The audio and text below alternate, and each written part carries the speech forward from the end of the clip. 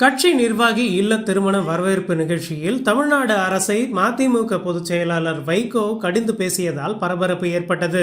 சென்னை கொரட்டூரில் மதிமுக கட்சி நிர்வாகியின் இல்ல திருமண வரவேற்பு நிகழ்ச்சியில் மதிமுக பொதுச் செயலாளர் வைகோ பங்கேற்று மணமக்களை வாழ்த்தினார். அப்போது பேசிய அவர், தமிழ்நாட்டில் போதை பழக்க வழக்கங்கள் அதிகமாகி உள்ளதாக பேசினார்.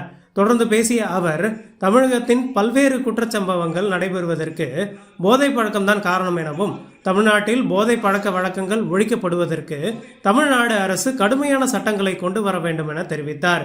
மேலும் பேசிய அவர், கஞ்சா விற்பனை செய்தால் 10 வருடம் சிறை தண்டனை விதித்து கடுமையான சட்டம் கொண்டு வந்து இரும்பு கரம் கொண்டு ஒடுக்க வேண்டும் என தெரிவித்தார். பண்பை வளர்த்து உலகத்திற்கு அறிவுரை சொன்ன தமிழ்நாடு எதிர்காலத்தில் பாழாகி போய்விடும் எனவும் வைகோ கருத்து தெரிவித்தார்.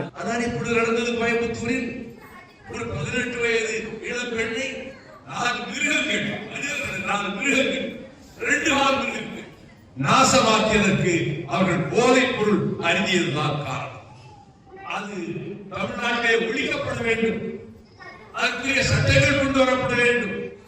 ட்ரக்ஸ், கஞ்சா வைத்திருந்தால் 10 வருடம் சிறை என்று அப்படிப்பட்ட கடுமையான சட்டங்கள் மூலம்